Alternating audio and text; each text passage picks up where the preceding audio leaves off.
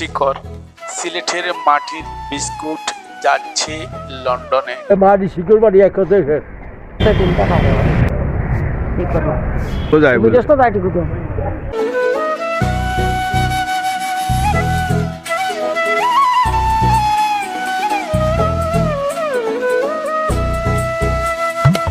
শুনে আশ্চর্য লাগবে, বিশেষ এই খাবার তৈরি হয় মাটি দিয়ে। বিস্কিটের মতন দেখতে, তাই একে মাটির বিস্কিট বলে থাকি অনেকেই। তবে সিলেটে খাবারটি শিকড় নামে পরিচিত। সিলেট উসমানীনগর উপজেলা থেকে বিশেষ করে এই খাবার খুঁজছে সিলেট নগরী কিং ব্রিজ চাঁদনীঘাট এলাকায় এসেছেন শফিক মিয়া। শফিকের চাচি লন্ডনে থাকেন। চাচিকে লন্ডনে বিশেষ এই খাবারটি পাঠাবেন শফিক। চাঁদনীঘাট এলাকা ছাড়া তেমনি কোথায় পাওয়া যায় না, তাই উসমানীনগর থেকে। শুনে আশ্চর্য লাগবে, বিশেষ এই খাবার তৈরি হয় মাটি দিয়ে। বিস্কিটের মতন দেখতে, তাই একে মাটির বিস্কিট বলে থাকি অনেকে। তবে সিলেটে মাটির বিস্কিট নামে পরিচিতি। বিস্কুটের মতো কামড়ে খেতে হয় শিকড়। সিলেট অঞ্চলে শিকড় খাওয়া প্রবল বহুদিন ধরে। গত 1 ফেব্রুয়ারি সকালে চাঁদনীঘাট এলাকায় কথা হয় শফিক মিয়ার সাথে। তিনি বলেন, আমার চাচি লন্ডনে থাকেন, অনেকদিন ধরে তিনি আমাকে শিকড় পাঠানো বলছেন, তাই আজ শিকড় নিতে এলাম।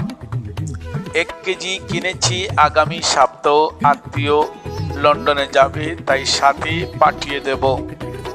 সুরমা নদীর তীর ঘেরে চাঁদনীঘাট এলাকায় পাশাপাশি সিলেটে কয়েকটি ঐতিহ্য স্থাপনা রয়েছে, যেমন কিং ব্রিজ, আলী আমজদের গড়ি, সারদা হল অবস্থান। এখানে সারদা হলের সামনে ফুটপাতে মাটির জিনিসপত্র বিক্রি করে 4 থেকে 5 জন বিক্রেতা। তাদের সবার কাছে পাওয়া যায় মাটির বিস্কিট। বিক্রেতারা জানান, তাদের মূল ক্রেতা হচ্ছে নারীরা, বিশেষ করে গর্ভবতী নারী শিকড় খেতে থাকেন। তবে দেশ চেয়ে বিদেশে বসবাসরত সিলেটি লোকেরা এটির প্রধান ক্রেতারা। সিলেট থেকে লন্ডনে, বিভিন্ন দেশে, মধ্যপ্রাচ্যে অনেক দেশে এই মাটির বিস্কুট পাঠানো হয়, এমনটি জানিয়েছেন বিক্রেতারা।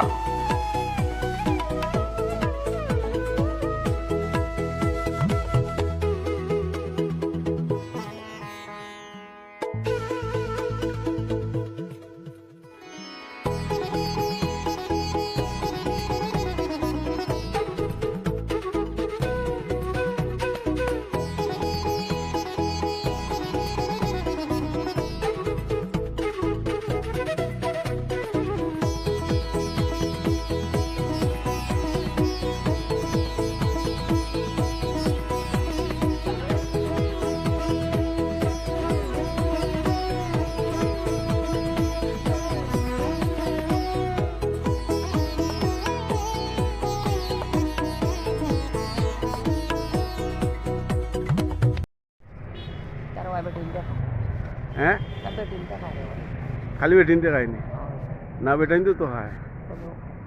এটা মাটির নাম কিটা? হ্যাঁ, শিকড় মাটি। খাইলে কি তো হয়?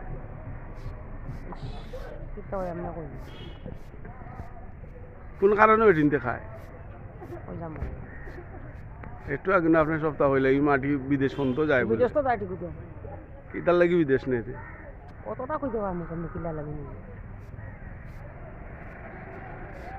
আর এই মাটিটা বেশিরভাগ বেটিনতে খায় মহিলারা। কারণটা কি একটু কইবানি? এটা মাটি শিকড় মাটি এক কথায় শেষ। এটা কিতা করে দে মানছি আর কোনো কথা বাড়াই না।